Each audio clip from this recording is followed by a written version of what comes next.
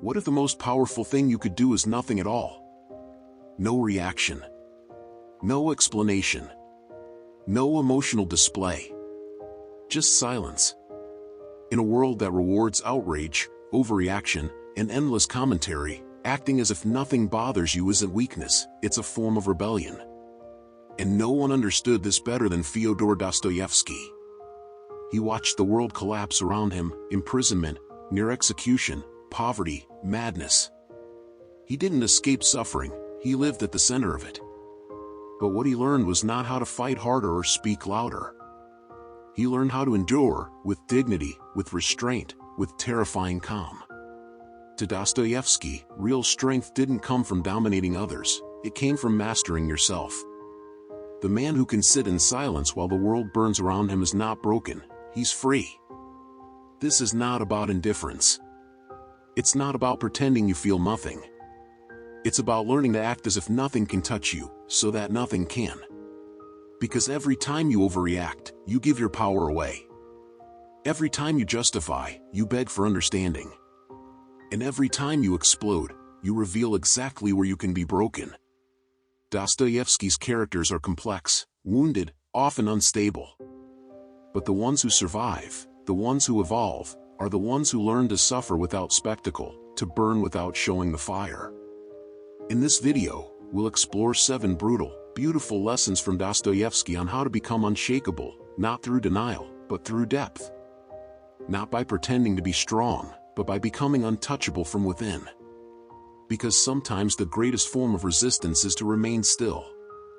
Lesson 1. Peace is not the absence of pain. Dostoevsky never believed in peace as the absence of pain. He believed in peace as the ability to carry pain without falling apart. The strongest characters in his work are not the loudest or most fearless, they are the ones who hold chaos within and still walk forward without shaking. Because real storms don't always happen outside, they begin quietly inside the mind. Anxiety, doubt, grief, rage. These are not signs of weakness. They are the natural weather of a thinking soul. Dostoevsky knew this better than anyone. His own life was a battlefield of inner turmoil, where faith clashed with despair, and love was inseparable from suffering. But he also knew this: not every storm needs to be seen. Some storms are meant to be endured silently. In a world that tells you express yourself, Dostoevsky offers a different path: stillness. Not because you don't feel, but because you feel too much. Because the moment you let your storm loose on the world, it owns you. It defines you. So you breathe. You hold it. You wait. Not out of cowardice, but out of strength. Lesson 2. Suffering can become strength. This kind of inner control is not glamorous. It will never be applauded. But it is rare, and it is powerful. It's the ability to live with your own madness and not let it make decisions for you. It's knowing that the storm inside you is real, and choosing not to let it shape who you become. Dostoevsky didn't teach people how to escape suffering. He taught them how to carry it. And in that silence, in that stillness, something unbreakable is born. In Dostoevsky's world, suffering is not something to be avoided. It is not something to be cured, fixed, or erased. It is something to be understood, and more than that, something to be carried. Lesson 3. Dignity is found in restraint. The modern mind recoils at pain. It demands comfort, healing, validation. But Dostoevsky saw something different. He believed that suffering, when carried with dignity, could become a form of quiet pride, not arrogance, not martyrdom, but the kind of pride that says, "I did not collapse." His characters bleed. They break.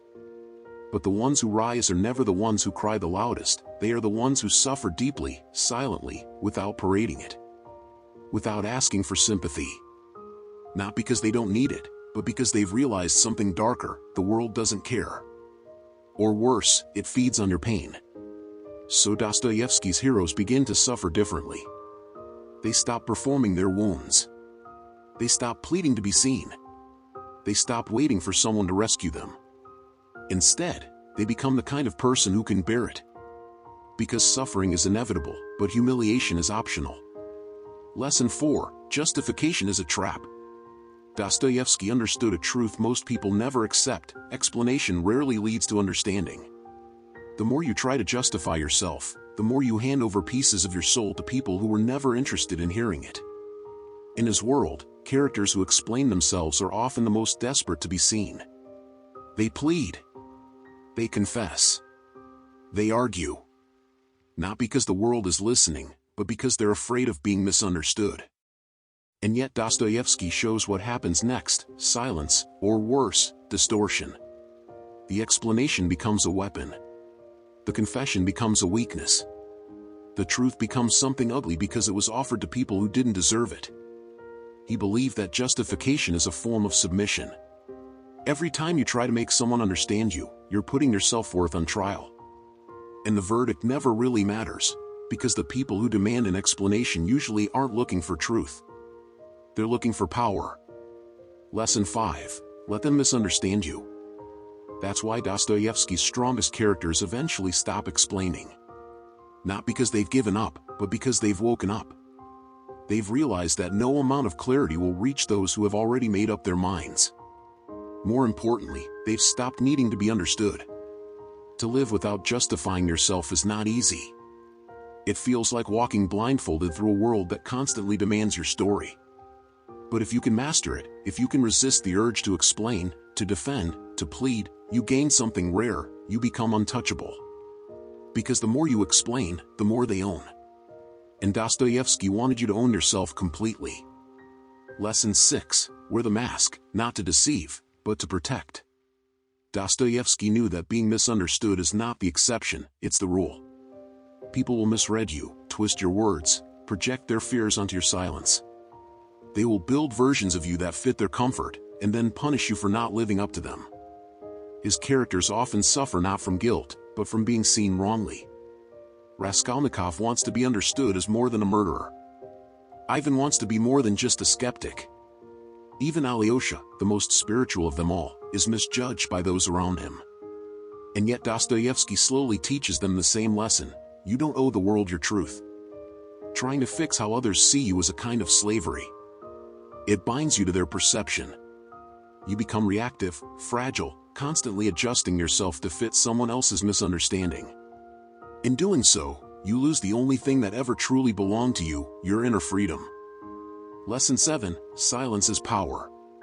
Dostoevsky offers a different path: let them misunderstand. Let them assume. Let them talk. Because silence in the face of misjudgment is not defeat, it is transcendence. It is the quiet act of choosing your peace over their opinion. It is the discipline of remaining rooted in who you are, even as the world builds 1,000 versions of you that you never asked for.